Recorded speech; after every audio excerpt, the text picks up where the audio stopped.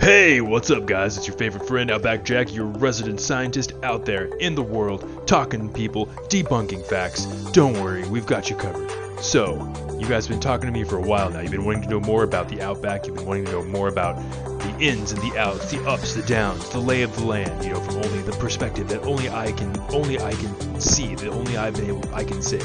So here we go. I'm going to give you a little bit of a lowdown here on Kangaroo Boxing Life. This is one of the top-rated videos, one of the top most requested from you guys in the comments. So we're going to get into this and we're going to see how accurate it is. We're going to debunk. We're going to just dig into everything here. So here we go. Okay, we're opening here with kangaroos, the greatest challenges come from within their own society. Now, that's only partially true because, now, of course, they have challenges from within their society, but we also know that they're going to get challenges from all kinds of places, right? Now, if you're a kangaroo, you're not thinking about where your next meal is coming from. You're thinking about where's my other meal coming from. I mean, that sounds paradoxical, but it's what we in the scientific community, we like to call Schrodinger's cat, where you're thinking about two meals at the same time, and if you open up one side of the box, then there's going to be a cat on the other side.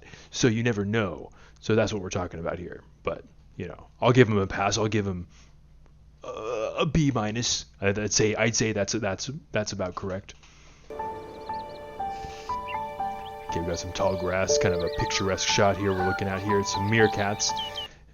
Most people don't know this, but meerkats are actually the American form of kangaroos. So meerkats kind of live out on these plains. They're often called gopher cats, sometimes prairie dogs, but they are actually distinctly related to the kangaroos. They were part of the when there was the ice bridges and the land bridges that connected all of the different continents together. The kangaroos hopped over to America and they turned into prairie dogs. For a male, there's only really one key lesson to learn in his life. To get to the top, he must become a fighter. Which is a really interesting idea because if you think about it, I mean, that's how life is. If you want to get to the top of the UFC, you've got to be a great fighter. If you want to get to the top of boxing, you've got to be a great fighter. If you want to be the best in the underworld of fighting in the sandpits of Thailand, you've got to be a great fighter. So of course, we're learning. This is one of those interesting documentaries where you're learning things about nature, but you're also learning about yourself, and I like that. I like this for that. So. The battles are so brutal that males need years of training to prepare. That is correct. They need at least 1 year of training. The effort is worth it because a champion fighter wins privileged access to the females. I can't speak to that. I don't know about that. That sounds correct, but who knows? This meadow is a boot camp for aspiring boxers. Okay, that sounds Training right. starts as soon as a youngster is out of the pouch.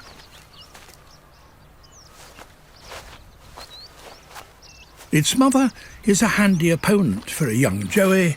Now, what they don't want to tell you. Now, I'm going to give you a different breakdown of what's happening there. He's saying this is training. This is training for life, training for later conflicts and things like that. But that's not actually what's happening. This is actually an ancient grooming ritual that they pass on to each other, and it has nothing to do with what he just said. So you can just forget what he just said. Learning the basics. No, that's not true.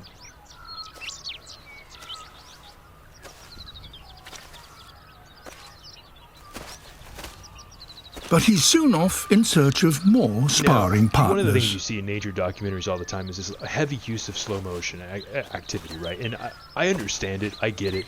You want to create drama. You want to drop down your frame rate so that you can see all of the action. But the other grown-ups are not so tolerant of this lightweight.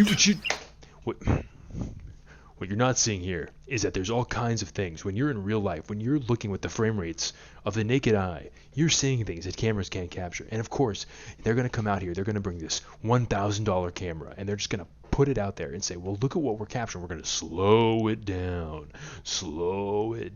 But what they're not seeing is the energy. They're not seeing the way that the Joey is moving through the grass and the kind of the ebb and the flow. And they're not seeing the way that the wind is whipping past, because frame rates can't capture that. That can only be captured by the eye. And the eye is better than a camera.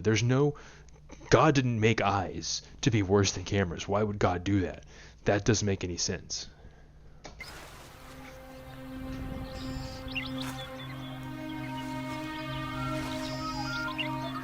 You notice there he's dangling his arms. That's now see, then that's scary. I would be scared. That would scare me. Ooh, got a hero shot here. That's pretty. This male alone rules the meadow. It's intimidating, like a character from StarCraft. He stands 8 feet tall, his muscles hardened by years of sparring. 8 feet.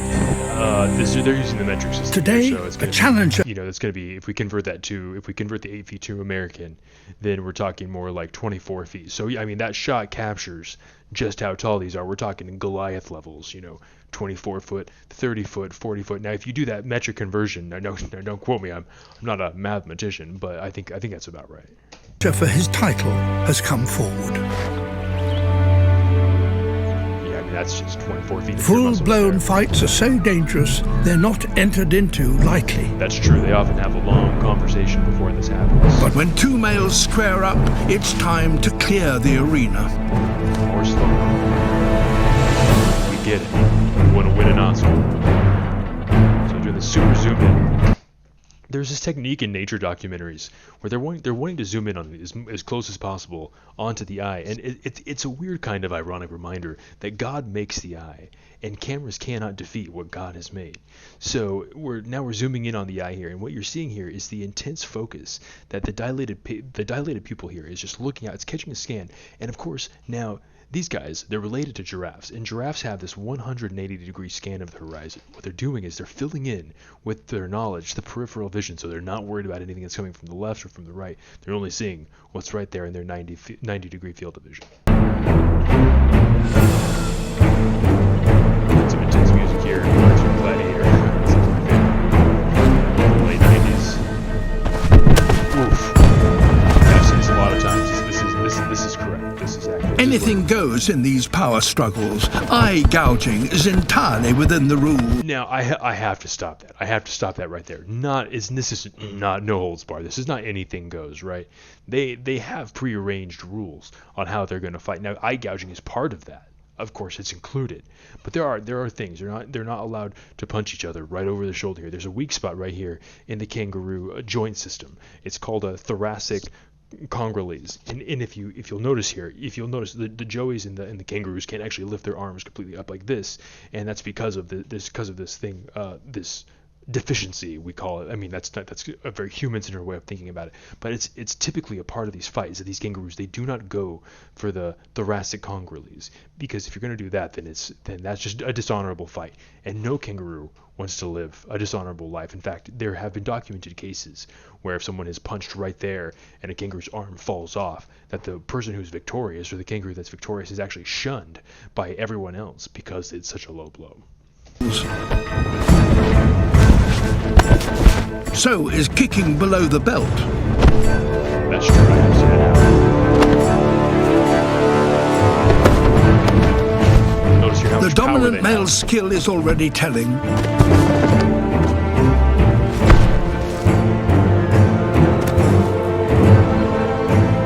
Now, I have it on good authority that prior to the introduction of fighting movies into Australia, that kangaroos did not actually engage in kicks, that they have been influenced by human culture, that prior to human contact, they actually didn't do this.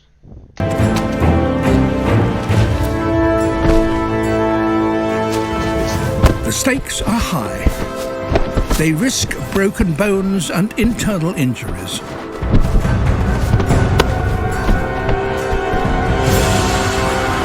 Kicks, it's like Muay Thai, but it's not that style exactly. Suddenly, There may be some other it's all over. forms in there. The champion has beaten off the challenger, at least for now. Now, what you're noticing here, now most people think, oh, he's a kangaroo, so he's not thinking that far ahead, right? He's only thinking about this fight. But you can tell, you just look at his eyes.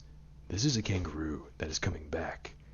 This is a kangaroo that knows what he loves and loves what he knows, and he is not going to take that defeat, right? I mean, you can tell. You can just look at that left eye, right? Again, we're getting these intense eye shots. So, yeah, he's planning.